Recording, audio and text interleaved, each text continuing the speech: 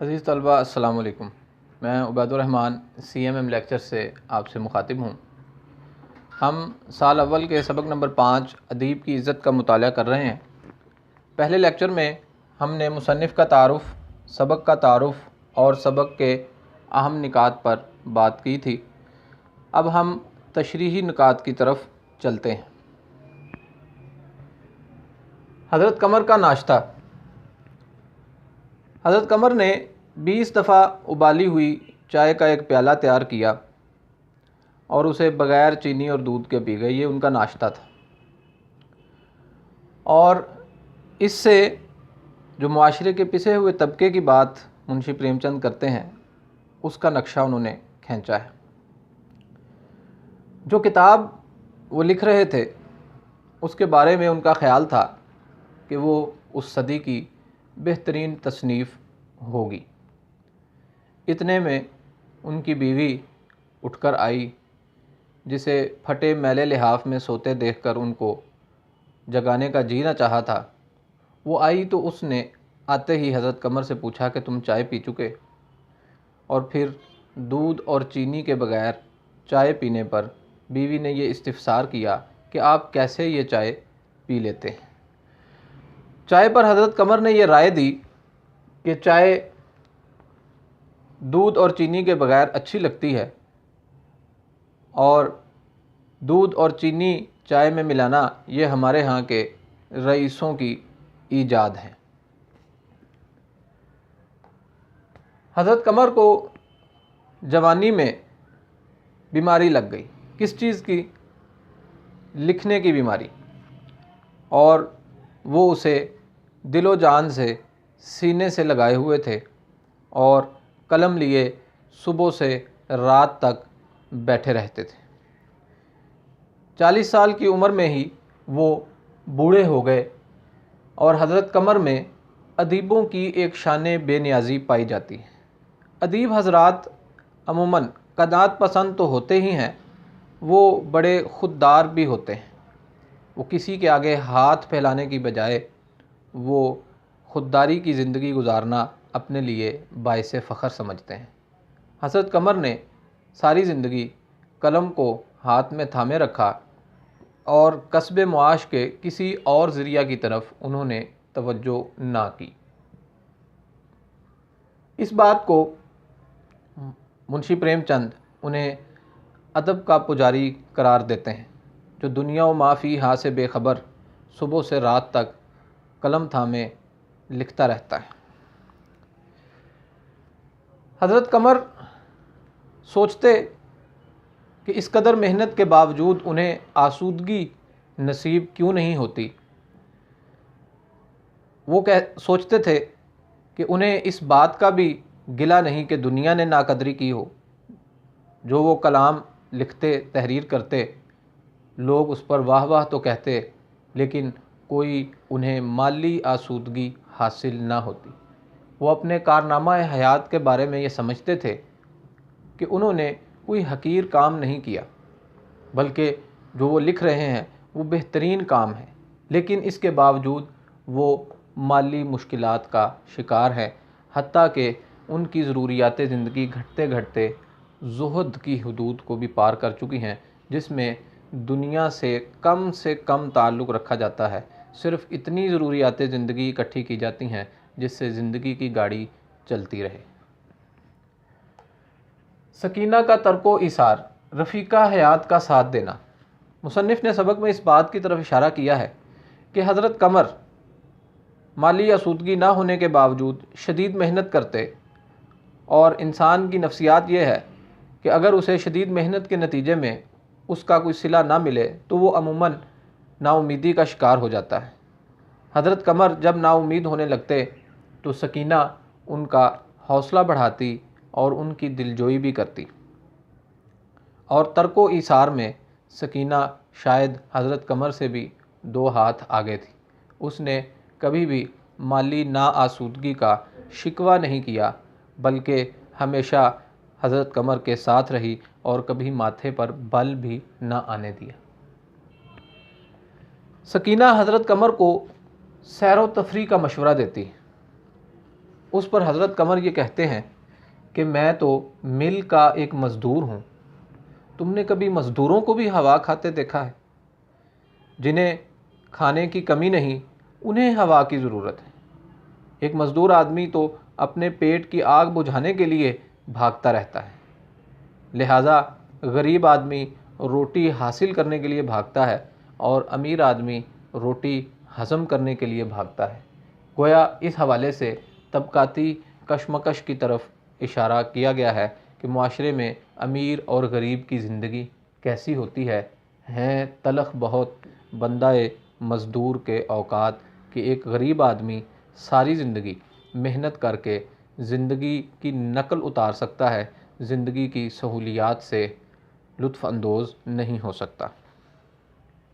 हज़रत कमर की इन बातों से सकीना की दिल शिकनी होती है, वो आंसू उसकी आंखों में आ जाते हैं, लेकिन साथ ही वो पुरउम्मीद भी है कि हज़रत कमर को इस मेहनत का फल एक दिन ज़रूर मिलेगा, क्योंकि अल्लाह के यहाँ भी ये उसूल है कि मेहनत कभी रायगां नहीं जाती। लेकिन हज़रत कमर यास की हद तक जा पहुँचे थे, लेकिन इसके बावजूद सकीना उनकी दिलजोई करती रहती थी। राजा साहब ने हज़रत कमर को एक तकरीब में बुलाया तो हज़रत कमर तख़य्युल में गुम रहे कि वो उस तकरीब में जाएंगे, किस तरह उनका इस्तकबाल होगा, राजा साहब किन अल्फाज में उन्हें खैर मकदम कहेंगे। ये भी इंसानी नफ्सियात का एक पहलू है कि जब वो किसी बड़ी तकरीब में इंसान जाता है तो इंसान इस बात की के तख़य्युल में रहता है कि वो उस महफ़िल में किस तरह शरीक होगा, उसके साथ क्या सलूक बरता जाएगा। उन्होंने एक नज़्म भी तैयार की और नज़्म में ज़िंदगी को एक बाग से तशबीह दी। हालांकि हज़रत कमर सराबे हस्ती ज़िंदगी एक धोखा है इस मौजू पर अपना कलाम कहते थे, लेकिन आज चूँकि वो बड़े अमीर लोगों की महफ़िल में जा रहे थे, लिहाजा वहाँ जाकर रईसों के जज्बात को ठेस पहुँचाना कोई अच्छी बात ना थी। इसलिए उन्होंने जो नज़्म तैयार की उसमें उन्होंने ज़िंदगी को एक ख़ूबसूरत बाग से तशबीह दी। तकरीब के लिए हज़रत कमर ने तैयारी की। उनके पास कपड़े तो न थे, अलबत्ता एक फटी पुरानी अचकन थी और वो इतनी नाजुक थी जिस तरह थोड़ी सी सर्दी या गर्मी से हज़रत कमर को सर दर्द या नज़ला और बुखार हो जाता था, ऐसे ही वो अचकन भी फटी पुरानी और खस्ता हाल थी।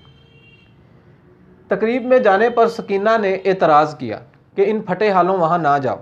ख़वातीन अमूमन लिबास पर ज़्यादा तवज्जो देती हैं, इसलिए सकीना ने भी इस पर एतराज़ किया और लिबास की अहमियत बयान की कि वहाँ जाओगे तो सबसे पहले लोगों की नज़र आपके लिबास पर पड़ेगी।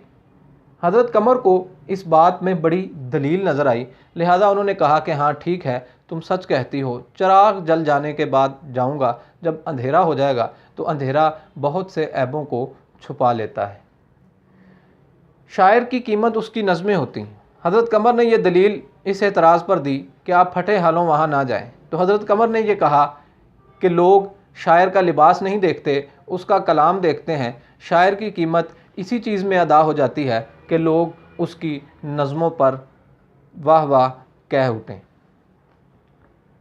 लिबास पर सकीना ने दलाइल दिए और ये भी कहा कि सादगी और बेवकूफ़ी में फ़र्क होता है। आप उस महफ़िल में जा रहे हैं तो उसके शायाने शान लिबास ज़रूर पहन कर जाइए, क्योंकि अन्नासु बिल लिबासिन, लोग अपने लिबास से पहचाने जाते हैं। हज़रत कमर ने एतराफ़ किया और रात के अंधेरे में वहाँ जाने का फ़ैसला किया। एज़ाज़ो इकराम की भूख। सकीना ने कहा कि आप वहाँ जाएं ही ना, तो हज़रत कमर ने कहा नहीं, मुझे आज राजा साहब ने बुलाया है तो मेरे लिए ये बड़े एज़ाज़ो इकराम की बात है कि मैं उस महफ़िल में जाऊँ। जिस तरह हमारा जिस्म तरक्की करता है, बढ़ता और फलता फूलता है और एक ख़ास हद पर जाकर रुक जाता है, ऐसे ही हमारी रूहानी तरक्की भी होती है। इंसान जैसे जैसे ज़िंदगी की मनाजिल तय करता है, वैसे वैसे उसके एहसासात और जज्बात में तब्दीली आती जाती है। इसलिए हज़रत कमर ने दलील पेश की कि इंसान चूँकि उस अज़ीमुश्शान ताकत का एक लतीफ़ हिस्सा है, अल्लाह ताला का, जो सारी कायनात में हाज़िर व नाज़िर है। इसमें उन्होंने अक़ीदा वहदतुल वजूद की तरफ मुसन्निफ़ ने इशारा किया है कि जुज़ में कुल की खूबियाँ होती हैं। कायनात अल्लाह ताला का एक अक्स है और उस कायनात में इंसान जो मौजूद है वो उसका एक जुज़ है। इसको आप यूँ भी समझ सकते हैं कि एक सेब का बीज है तो साइंस ये कहती है कि उस बीज में सेब के पूरे दरख्त की खूबियाँ मौजूद हैं, गोया जुज़ में कुल की खूबियाँ मौजूद होती हैं। इसलिए हज़रत कमर ने कहा कि इल्म व इरफ़ान को अल्लाह पसंद करता है, इसलिए इंसान भी उसको पसंद करता है। अल्लाह बुज़ुर्गी, बरतरी और तारीफ़ व तौसीफ़ को पसंद करता है, तो इंसान भी इसीलिए तारीफ़ व तौसीफ़ को पसंद करता है, इज़्ज़ाज़ व इकराम को पसंद करता है। सकीना ने ख़र्च का मुतालबा किया तो हज़रत कमर ने यह बात बयान की कि एक दो अखबारों से कुछ पैसा आने वाला है, वो आ जाएगा, लेकिन अगर ना आया तो फाका कशी करना पड़ेगी। और उस पर हज़रत कमर ने कहा कि कोई बात नहीं, अगर फाका कशी करना पड़ी तो ज़्यादा से ज़्यादा क्या होगा, मर जाएंगे। हमारे जैसे लाखों आदमी आए दिन मरते रहते हैं, दुनिया का कोई काम बंद नहीं होता। गोया ये इस बात की तरफ इशारा है कि कब्रस्तान नागुज़ीर लोगों से भरे पड़े हैं। हज़रत कमर ने कहा कि मैं एक चिराग हूँ जो जल रहा हूँ। चिराग का मकसद सिर्फ जलना और रोशनी देना होता है, उसे इस बात से गर्ज नहीं होती कि उसके आगे एक दीवार है और उसकी रोशनी रुक रही है। लिहाजा मैं एक अदीब हूँ, शायर हूँ, एक चिराग हूँ जो अदब का चिराग जलाए बैठा हूँ। इसकी कोई कदर करे ना करे, मेरा काम है कि मैं अपना काम करता चला जाऊँ। हज़रत कमर की एहसानमंदी कि उन्होंने ये एतराफ़ किया कि वो बहुत से लोगों के एहसानमंद हो चुके हैं। लोग सिर्फ़ उन्हें बदनीयत तसव्वुर नहीं करते, वरना मज़ीद किसी से कर्ज़ की अब उम्मीद भी बाकी नहीं है। हज़रत कमर की खस्ता हाली कि जब वो बेतुकी सी टोपी और सड़े हुए जूते पहनकर निकले तो बिल्कुल एक गंवार उचक्के से मालूम होते थे। इसमें हज़रत कमर का हुलिया भी बयान किया गया जो वो तकरीब में जाने के लिए उन्होंने इख्तियार किया। अदबी खिदमत और फरबही। जो शख्स अदीब और शायर होता है वो दूसरों के दुख दर्द को महसूस करता है, देखता है और उसे बयान भी करता है, अपना दुख भी ज़िंदगी का और दूसरों का। तो गोया जो अदीब और शायर होगा वो मोटा नहीं होगा। मोटा आदमी कौन होता है? जो आसूदगी में होता है, उसे माली आसूदगी का एहसास होता है, लिहाजा वो मोटा होता है। मोटापा बज़ाते खुद एक बारोब शय है, लेकिन अदबी खिदमत और फरबही में खुदा वास्ते का बैर है। ये दोनों चीज़ें बिल्कुल उलट हैं, एक जगह पर इकट्ठी नहीं हो सकती। जो अदीब और शायर होगा वो अमूमन दुबला पतला होगा, क्योंकि वो दूसरों का दुख दर्द भी महसूस करता है। कर्ज़ खाओं से बचना। हज़रत कमर ने बहुत से लोगों का कर्ज़ देना था। अमूमन जब वो घर से निकलते तो वो कर्ज़ खाओं से बच कर निकलते, लेकिन आज चूँकि वो राजा साहिब के यहाँ जा रहे थे, लिहाजा आज वो ख़ुद दुकानदारों के सामने से गुज़रे। कुछ ना बना तो दोबारा गुज़रे, तब भी कुछ ना बना तो वो हाफिज़ समद की दुकान पर जाकर खड़े हो गए। ये एक नफ्सियाती पहलू है कि बड़े आदमी से निस्बत जुड़ने के बाद हज़रत कमर में थोड़ी सी हिम्मत और जुर्रत आ गई।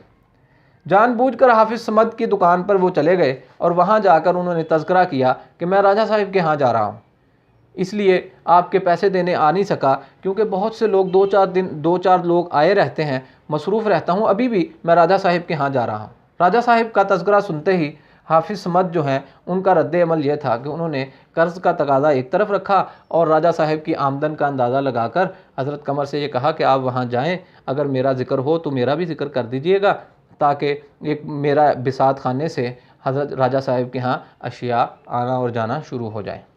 हज़रत कमर ने राजा साहिब की आमदन के बारे में बहुत मुबालगा आराई से काम लिया और उसे बढ़ा चढ़ा कर पेश किया। राजा साहिब से ज़िक्र करने की इस्तदा हाफिज़ समद साहब ने की कि आप वहाँ जाएँ तो मेरा ज़िक्र ज़रूर कीजिएगा, और साथ ही उन्होंने अपने मुलाजिम मुरादी को आवाज़ लगाई कि लाओ भाई पान लेकर आओ, हज़रत कमर तशरीफ़ लाए। सबक का बकिया हिस्सा अगले लेक्चर में मुलाहिज़ा कीजिए। उम्मीद है आपको लेक्चर पसंद आया होगा। हमारा चैनल लाइक कीजिए, सब्सक्राइब कीजिए और शेयर कीजिए। आपका बहुत शुक्रिया। अस्सलामु अलैकुम।